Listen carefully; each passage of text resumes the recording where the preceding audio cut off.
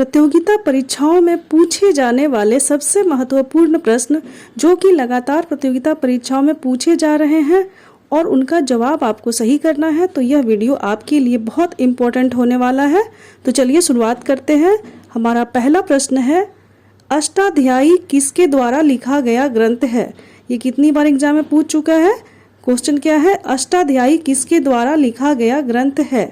तो इसका सही जवाब होगा पाणिनि। महर्षि पाणिनि के द्वारा अष्टाध्यायी की रचना की गई थी। यह संस्कृत व्याकरण का ग्रंथ है और इस ग्रंथ में कुल 8 अध्याय हैं।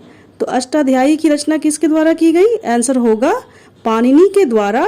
ऑप्शन बी पाणिनि करेक्ट है। आपका अगला प्रश्न है, निम्नलिखित 4 वेदों में से किसी एक में जादू मंत्र और वशीकरण का वर्णन है।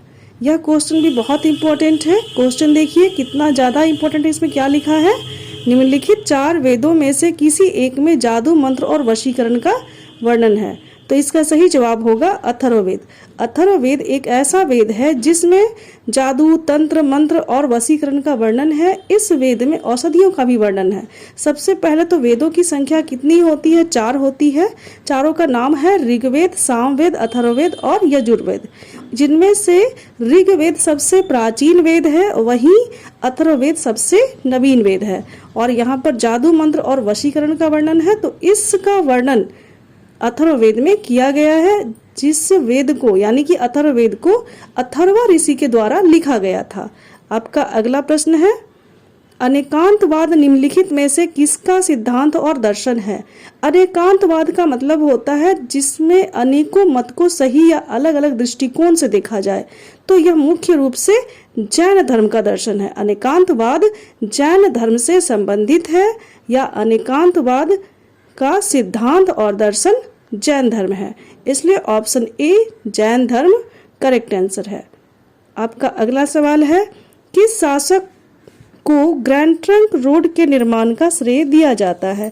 ग्रैंड ट्रंक रोड, जिसको कि हम लोग जीटी रोड के नाम से जानते हैं, तो इसका निर्माण शेरशाह सूरी द्वारा किया गया था। शेरशाह सूरी एक अफगान शासक था जिसके द्वारा ग्रैंड ट्रंक रोड को बनवाया गया और इस सड़क को उस समय सड़क ए आजम के नाम से जाना जाता था, जो कि अभी ग्रैंड ट्रंक रोड के नाम से प्रसिद्ध है। तो इसका सही जवाब है ऑप्शन डी शेरशाह सूरी। आपका अगला प्रश्न है, महमूद गजनी के साथ भारत आने वाला मुस्लिम विद्वान कौन था? क्वेश्चन देखिए कितना इंपॉर्टेंट है। क्या है, महमूद गजनी के साथ भारत आने वाला मुस्लिम विद्वान कौन था? इसके ऑप्शंस हैं, ए हेरोडोटस, बी अमीर खुसरो, सी अल-बरूनी, डी फरिश्ता। तो इसका सही जवाब होगा अल-बरूनी। ऑप्शन सी अल-बरूनी सही जवाब है। अल-बरूनी का अगर पूरा नाम पूछा जाएगा तो वह नाम है अबू रेहान मोहम्मद इब्न अहमद अल-बरूनी, इसलिए इसे शॉर्ट में हम अल-बरूनी के नाम से जानते हैं। तो महमूद गजनी के साथ भारत आने वाला मुस्लिम विद्वान अल-बरूनी था। ऑप्शन सी करेक्ट आंसर है। आपका अगला प्रश्न है, विक्रमशिला विश्वविद्यालय या विक्रमशिला बौद्ध महाविहार इनमें से आज के किस राज्य में अवस्थित है? तो इसका सही जवाब होगा बिहार। बिहार के भागलपुर जिला में ही विक्रमशिला विश्वविद्यालय या विक्रमशिला बौद्ध महाविहार स्थापित है, इसलिए ऑप्शन ए करेक्ट आंसर है। आपका अगला प्रश्न है, इनमें से किस शासक को आंध्र भोज कहा जाता है? यह क्वेश्चन भी रिपीटेड क्वेश्चन है। क्वेश्चन देखिए, इनमें से किस शासक को आंध्र भोज कहा जाता है? तो इसके ऑप्शन में इसका सही जवाब होगा कृष्णदेवराय। कृष्णदेवराय तुलु वंश के शासक थे और उनके द्वारा तेलुगु भाषा में आमुक्त माल्यद नामक पुस्तक की रचना भी की गई थी। इसमें क्वेश्चन क्या है कि किस शासक को आंध्र भोज कहा गया है? तो कृष्णदेवराय को आंध्र भोज कहा गया है।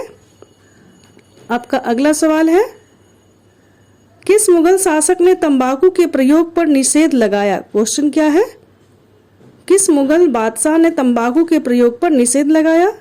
इसका सही जवाब होगा जहांगीर। जहांगीर के द्वारा 1617 ईस्वी में तंबाकू पर निषेध लगाया गया। तंबाकू के जो भी दुष्प्रभाव है उसको देखते हुए मुगल बादशाह जहांगीर ने तंबाकू पर निषेध लगवा दिया था, इसलिए option D Jahangir correct answer है। आपका अगला सवाल है, इनमें से किसे फ्रंटियर गांधी कहा जाता है? देखिए यह क्वेश्चन दो तरीके से आता है, डायरेक्ट लिखा होता है फ्रंटियर गांधी, या फिर कहीं कहीं पर वर्णन किया रहता है इनमें से किसे सीमांत गांधी कहा जाता है। तो इसका सही जवाब होगा Khan Abdul Ghaffar Khan. Option A Khan Abdul Ghaffar Khan correct answer है। इनमें से फ्रंटियर गांधी के नाम से खान अब्दुल गफ्फार खान प्रसिद्ध थे, या फिर उन्हें सीमांत गांधी के नाम से भी जाना जाता है, इसलिए ऑप्शन ए करेक्ट आंसर है।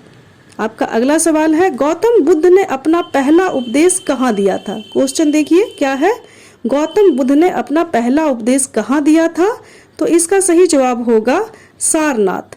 सारनाथ में गौतम बुद्ध के द्वारा प्रथम उपदेश दिया गया, जिसे कि धम्मचक्र प्रवर्तन या धर्मचक्र प्रवर्तन के नाम से जाना जाता है। वहीं पाली भाषा में इसे धम्मचक्र प्रवर्तन सूत्र के नाम से भी जाना जाता है।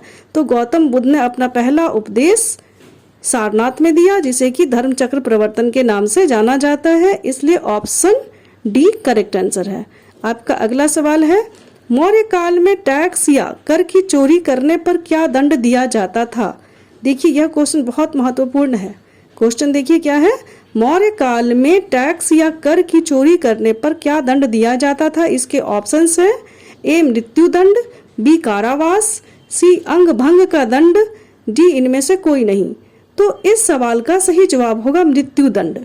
मौर्य काल में जो दंड व्यवस्था थी वो बहुत ही कठोर थी और मौर्य काल में टैक्स या कर की चोरी करने पर मृत्यु दंड की सजा दी जाती थी, इसलिए ऑप्शन ए मृत्यु दंड सही जवाब है।